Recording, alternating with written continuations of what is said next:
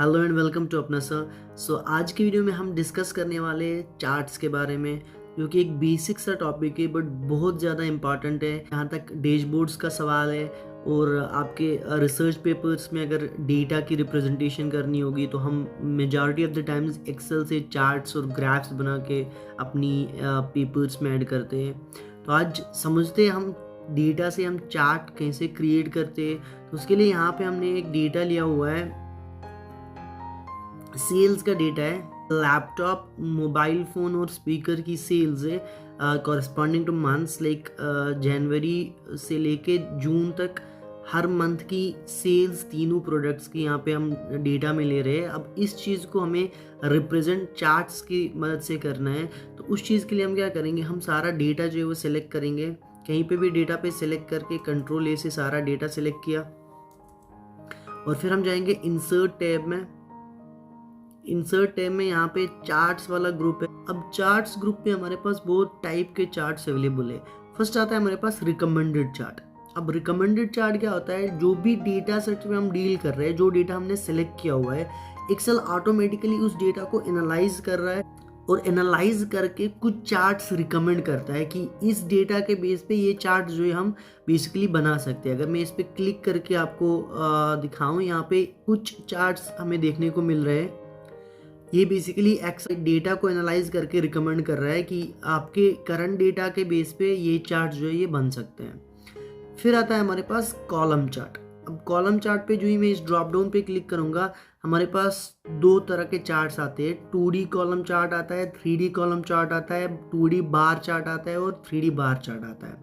अब column chart और bar chart में डिफरेंस क्या है, कॉलम में वर्टिकल बार से डेटा की रिप्रेजेंटेशन होती है और बार में हॉरिजॉन्टल बार से डेटा की रिप्रेजेंटेशन होती है।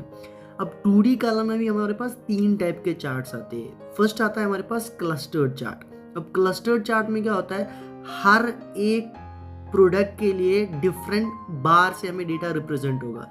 जैसे यहाँ पे आप देख रहे होंगे, हर मंथ के लिए 3 बार्स आ रहे हैं, 3 डिफरेंट कलर्स से। एक कलर रिप्रेजेंट कर रहा है लैपटॉप को, एक कलर रिप्रेजेंट कर रहा है मोबाइल को और एक कलर रिप्रेजेंट कर रहा है स्पीकर को। फिर आता है हमारे पास स्टैक्ड कॉलम। अब स्टैक्ड कॉलम क्या होता है, सिंगल बार में सारे प्रोडक्ट्स की इंफॉर्मेशन जो है वो रिप्रेजेंट की जाती है। जैसे यहाँ पे आप अगर चार्ट नोटिस करेंगे, एक ही कॉलम पे 3 कलर से डेटा जो है वो रिप्रेजेंट किया जा रहा है। और थर्ड टाइप का चार्ट आता है हमारे पास 100% स्टैक्ड कॉलम। अब स्टैक्ड कॉलम और 100% स्टैक्ड कॉलम में डिफरेंस क्या है, स्टैक्ड कॉलम पे वैल्यूज पे डिपेंड करता है। यहाँ पे हम 0 से जा रहे हैं 300 तक, क्योंकि यहाँ पे हाईएस्ट वैल्यू जो होगी वो 300 से लाइक स्मॉलर होगी, तभी यहाँ पे वैल्यू जो है वो 300 तक ली है। और फिर आता है 100% स्टैक्ड, तीसरे टाइप का चार्ट। अब 100% स्टैक्ड में क्या होता है, यहाँ पे आप देख रहे हैं 0 से लेके 100% तक डेटा शो होगा। बेसिकली एक बेस लिया जाएगा 0% और उसका मैक्सिमम लिमिट लिया जाएगा 100%, और उसके बीच में डेटा जो है वो रिप्रेजेंट किया जाएगा। फिर कुछ चार्ट हमारे पास 3D कॉलम्स पे आते हैं और सिमिलरली हमारे पास बार चार्ट्स आते हैं इन्हीं 3 टाइप्स में।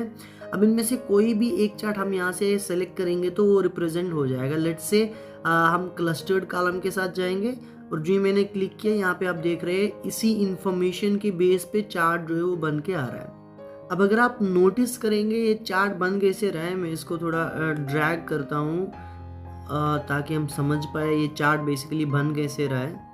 अब यहाँ पे ये चार्ट बन कैसे रहा है डेटा के कॉरस्पॉन्डिंग, अगर आप नोटिस करोगे हर महीने के कॉरस्पॉन्डिंग हमारे पास 3 कॉलम्स है। जनवरी महीने पे 3 कॉलम्स, फरवरी पे 3 कॉलम्स, मार्च पे 3 कॉलम्स एंड सो ऑन।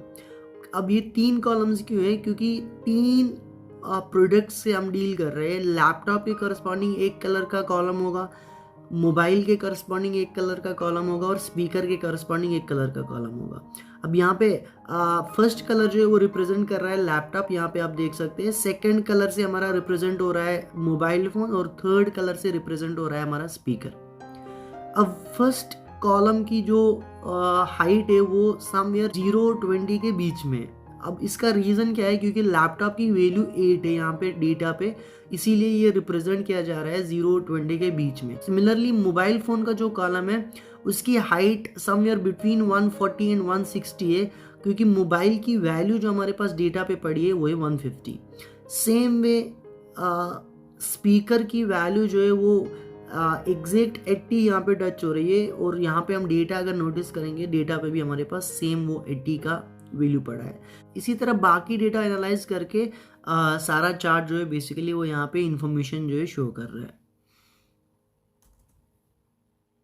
अब आती है इस चार्ट की फॉर्मेटिंग। अगर आप यहाँ पे टैब्स चेक करेंगे तो जो ही मैं चार्ट पे क्लिक कर रहा हूँ, चार्ट डिज़ाइन और फॉर्मेट का टैब जो है वो एक्सेसिबल हो रहा है। जो ही चार्ट डिज़ाइन पे हम क्लिक करेंगे तो यहाँ से हम उसकी डिज़ाइनिंग जो है वो चेंज कर सकते हैं। यहाँ से हम ऐड एलिमेंट्स पे क्लिक करेंगे, इतने सारे ऑप्शन मिल रहे हैं जहाँ से हम एलिमेंट्स जो है वो ऐड करेंगे। चार्ट स्टाइल मिल रहा है कि बहुत सारे स्टाइल्स अवेलेबल है, इनमें से स्टाइल के साथ भी आप कंफर्टेबल हो वो स्टाइल आप यहाँ से सेलेक्ट कर सकते हो। लेट्स से हम इस स्टाइल के साथ जाएंगे।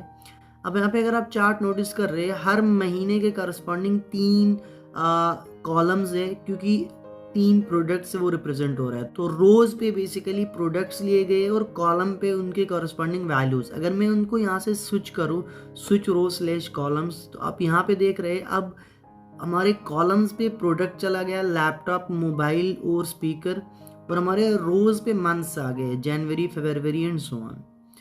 फिर से हमें अगर स्विच करना है तो यहाँ पे मैं स्विच रो कॉलम पे क्लिक करूँगा, वापस से जो है वो स्विच होगा। सो बेसिकली फॉर्मेटिंग के लिए बहुत सारे ऑप्शंस हमारे पास अवेलेबल है। सो वन बाय वन आप उन सारी फॉर्मेट्स को यहाँ से चेक कर सकते हो, और ये चीज़ें हमें यहाँ से भी एक्सेसिबल है। हमारे पास 3 ऑप्शन है, प्लस का आइकन है, जो यहाँ प्लस पे क्लिक करोगे तो एलिमेंट्स जो है वो यहाँ से आप ऐड कर सकते हैं, और अगर इस ब्रश पे क्लिक करोगे स्टाइल और कलर जो है वो यहाँ से ऐड कर सकते हैं, और फिल्टर अगर डेटा करना होगा तो वो यहाँ से कर सकते हैं। तो ये सारे ऑप्शंस बेसिकली फॉर्मेटिंग के लिए मिल रहे हैं। तो आप अपने हिसाब से जो भी फॉर्मेट उस चार्ट को देना चाहोगे वो आप बेसिकली दे सकते हो। अब अगर आप कंफर्टेबल नहीं है कॉलम चार्ट के साथ, तो आप चार्ट जो है वो एक बार बनाने के बाद भी बेसिकली चेंज कर सकते हो। तो उसके लिए हम यहाँ से जाएंगे चेंज चार्ट टाइप पे।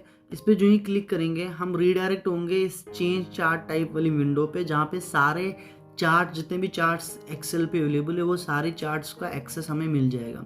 अब इन चार्ट्स में से जिस चार्ट के भी साथ भी आप कंफर्टेबल है वो चार्ट बेसिकली आप सेलेक्ट कर सकते हैं। लेट्स से मैं इस कॉलम चार्ट को बार चार्ट में चेंज करना चाहूँगा। अब मैं बार चार्ट पे क्लिक करके यहाँ से मैं बार चार्ट सेलेक्ट करूँगा, और फिर मैं ओके पे क्लिक करूँगा।